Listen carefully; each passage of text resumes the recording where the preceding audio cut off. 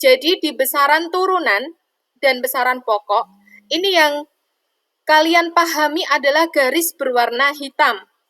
Dan satuan yang dipakai adalah satuan skala internasional.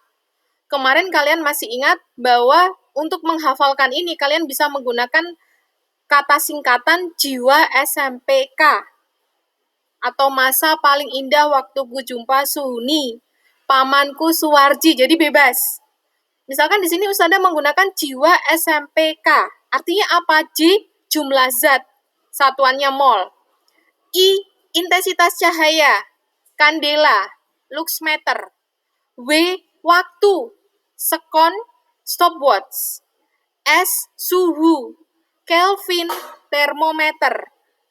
M, massa, kilogram, neraca. P, panjang, meter, penggaris JSMS, dan yang terakhir K adalah kuat arus ampere meter.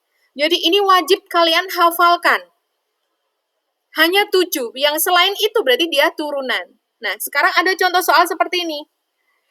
Data dalam tabel tersebut yang benar dalam satuan SI, kita cek. Kalian lihat dari satuan dan alat ukur. Satuan yang pertama, sentimeter. Alat ukurnya mistar.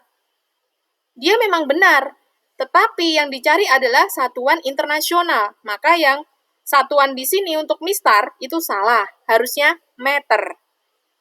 Kemudian yang siswaki. Oh, satuannya A, alat ukur ampere meter. Tentunya dia benar. Saya kasih tanda centang. R, derajat Celcius termometer. Tadi termometer apa? Satuannya suhu ya. Oh, Kelvin, berarti dia salah. Terakhir, siswa S, kilogram, neraca sama lengan. Tentunya benar, neraca sama lengan, sama neraca, sama timbangan, sama saja. Jadi, kalian lihat adalah di bagian satuan internasional. Oleh sebab itu, berarti ini jawabannya adalah Q dan S. Siswa Q dan S. Itu untuk besaran dan alat ukur.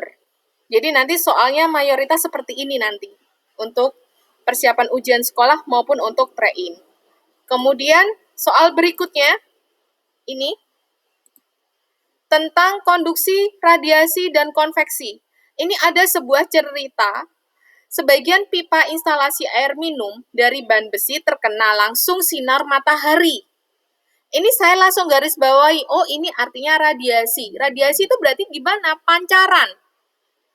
Sehingga sebagian pemakai air, otomatis kan pemakai air yang ada di instalasi pipa, pipanya itu sudah termasuk dari konduksi.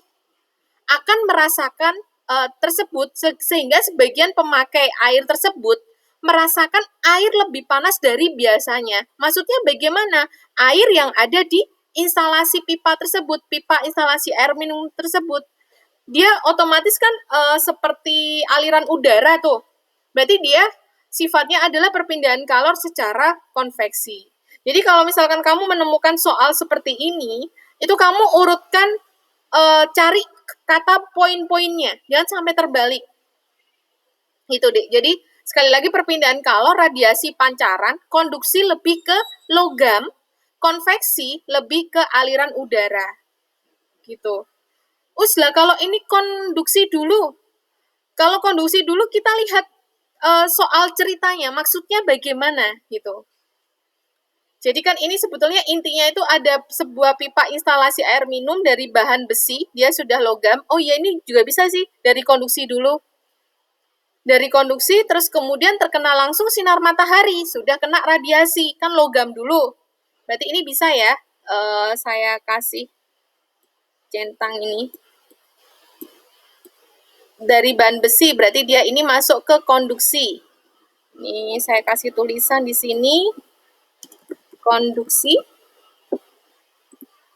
Terkena langsung sinar matahari, radiasi.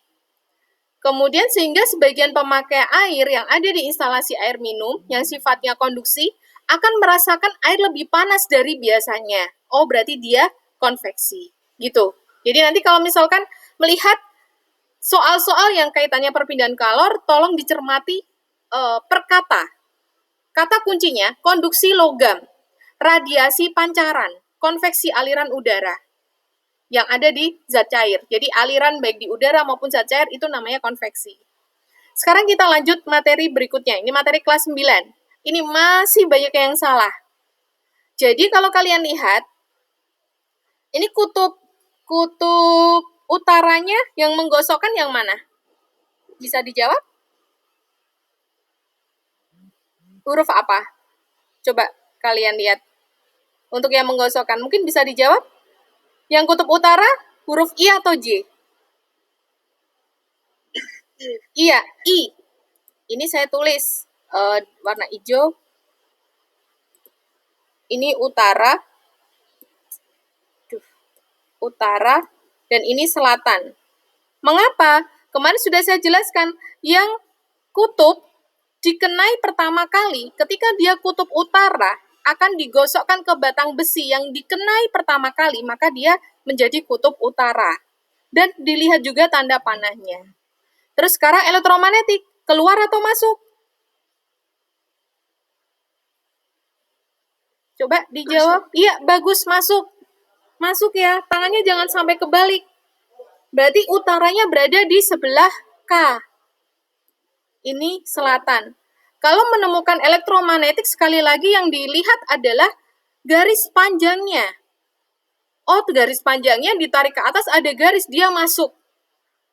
Gitu. Terus kemudian kita akan coba melihat garis gaya magnet. Sekarang perhatikan garis gaya magnet. Di sini J itu S. K-nya utara.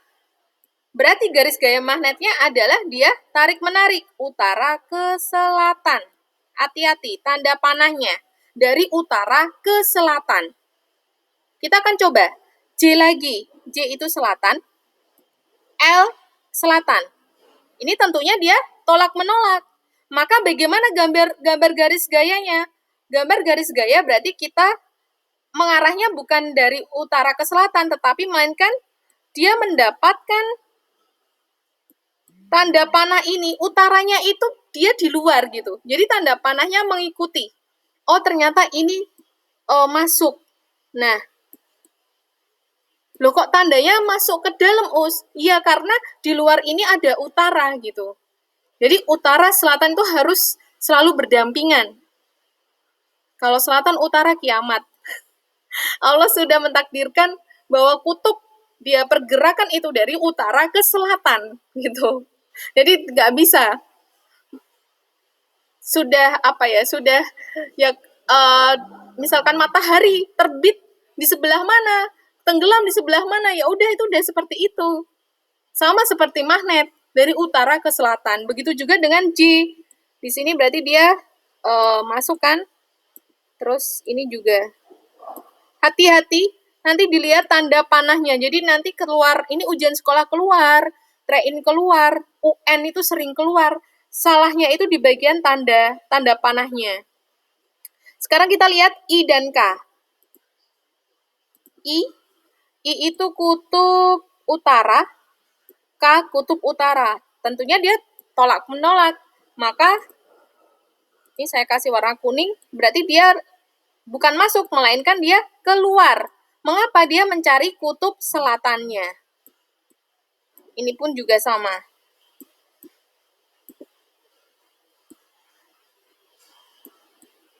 Gitu. Jadi arahnya dia keluar. Kalau yang tadi ya, J sama L dia masuk. Kalau yang ini, I sama K, dia mencari kutub selatannya. Berarti dia harus keluar. Gitu. Kemudian lanjut yang soal berikutnya. Ini tentang gaya Lorentz. Sebuah alat memiliki medan magnet sebesar 5 Tesla dengan panjang kawat 50 cm, kamu jadikan meter, menghasilkan gaya Lorentz 10 Newton. Ingat, rumusnya adalah BIL, maka kita mencari kuat arus. Kalau ini mudah ya, gaya Lorentz saya keluarkan 1, maka kita bisa mencari rumus kuat arus menggunakan rumus F dibagi B kali L. Ketemunya 4 ampere. Ini tinggal perhitungan matematika seperti biasa.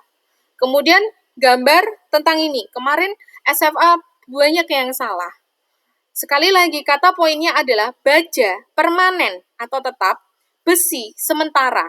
Sekali lagi kamu lihat, garis panjang, ditarik ke atas. Ini tidak ada garisnya. Ini kemarin, loh itu A sama B, bukannya semua dari belakang ya? Iya memang, tapi yang kamu tetap poin terpenting adalah di bagian kaki panjang. Ditarik ke atas, nggak ada garis, berarti dia keluar. Utaranya berada di B, selatannya di A. Baja, berarti dia apa? Oh, permanen. Jadi kemarin tuh banyak yang salah di sini, ataupun ada yang salah di sini, di sifatnya. Gitu. Ini keluar ya. Sekali lagi, tanda panah di kaki panjang ditarik ke atas, tidak ada garis. Kemudian lanjut. Soal berikutnya tentang usaha.